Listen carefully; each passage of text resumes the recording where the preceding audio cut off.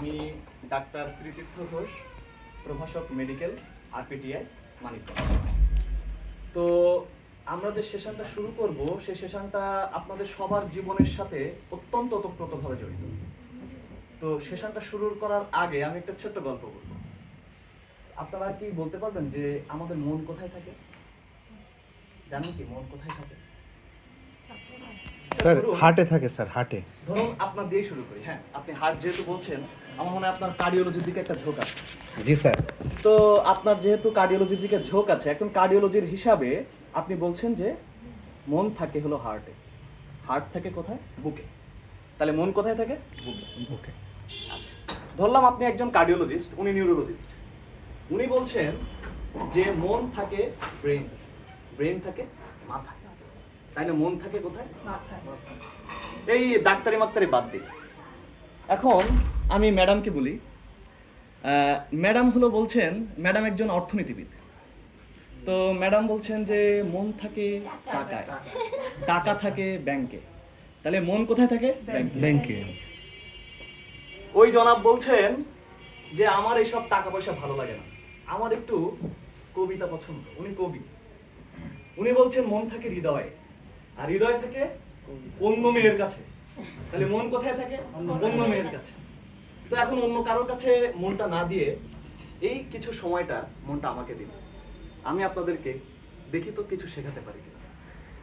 তো আমরা আসলে শিখবো মজার ছলে, শিখবো, আমিও শিখবো আপনাদের কাছ থেকে, আর আমরা একটা আলোচনার মাধ্যমে একটা ফলাফলে চলে যাব। তো এখন আজকে যে টপিকসটা আমি সিলেক্ট করেছি সেটা অপুষ্টিজনিত রোগ, রোগের লক্ষণ, কারণ ও প্রতিকার। একটু বড় টপিকস মনে হচ্ছে, কিন্তু আসলে খুব ছোটোর মধ্যে আমি সেরে দিচ্ছি। তো প্রথমে যখন আমি অপুষ্টির কথা বলছি, তার আগে আমার পুষ্টি সম্বন্ধে জানতে হবে। তো পুষ্টি সম্বন্ধে জানতে গেলে পুষ্টিটা কোথা থেকে আসে সেটা সম্বন্ধে জানতে হবে। তো পুষ্টিটা কোথা থেকে আসে? খাদ্য থেকে আসে। খাদ্য কাকে বলে? আমরা যা খাই তাই খাদ্য। রুচি, আপনি কি আমার সাথে একমত? আমরা যা খাই তাই কি খাদ্য? সিগারেট কি খাদ্য? তাহলে আমরা বলছি যা হালাল। এক্স্যাক্টলি, শরীরের জন্য যেটা উপকারী সেটা খাদ্য থেকে একটু ডিফাইন করে যদি বলি যে সেটা হলো পুষ্টি। অর্থাৎ যা আমাদের শরীরের রোগ প্রতিরোধ করে, বৃদ্ধি সাধন করে, আমাদের গ্রোথের জন্য এসেনশিয়াল, সেটাই হলো কি? পুষ্টি। তাহলে খাদ্য আর পুষ্টির মধ্যে কিন্তু একটা বেসিক পার্থক্য আছে। আমরা কি সেটা বুঝতে পারছি? হ্যাঁ জি স্যার। তাহলে খাদ্য আর পুষ্টির মধ্যে কিন্তু একটা বেসিক পার্থক্য আছে। এটা কি সবাই বুঝতে পারছি? আপনাদেরকে যখন আপনারা যাবেন, হোম ভিজিটে যাবেন, তখন যদি আপনাদেরকে খাদ্য বা পুষ্টির মধ্যে একটা ডিফাইন করতে বলা হয়, আপনারা কি তাদেরকে বোঝাতে পারবেন? আমি কি ক্লিয়ার করতে পারছি এটা?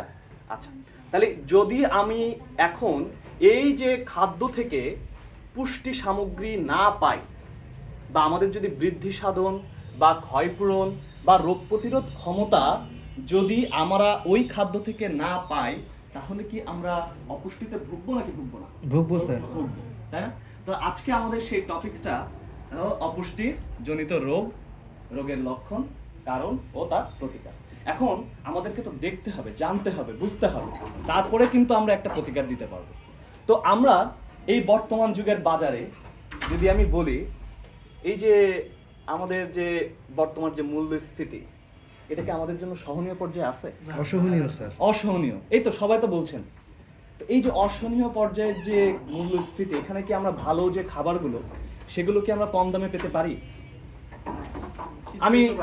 আমি সেটাই আপনাদের কাছে দেখবো। একটা বাস্তব, একদম খুবই রিয়েলিস্টিক একটা টপিক, যে আমরা কিভাবে বেশি পুষ্টির যে খাবারগুলো কম দামে পেতে পারি। আপনারা একটু দেখেন তো এই ছবিগুলো, যে ছবিটা আমি একটা দিয়েছি, যে সমান পুষ্টিমানের দামি ও সস্তা খাবার।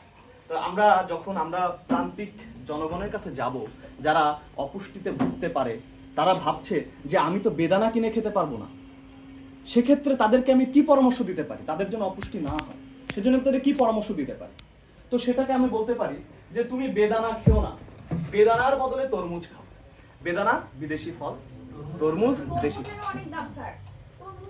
আচ্ছা, আমি আপনাকে একটা উদাহরণ দিচ্ছি। হ্যাঁ, 1 কেজি বেদানার দাম 450 টাকা। 1 কেজি তরমুজের দাম 70 টাকা। এখন বলুন তো কার দাম বেশি? তরমুজ থেকে 100 গ্রাম পাওয়া যাবে সাড়ে 300, 400 টাকা চলে যায়। না না কি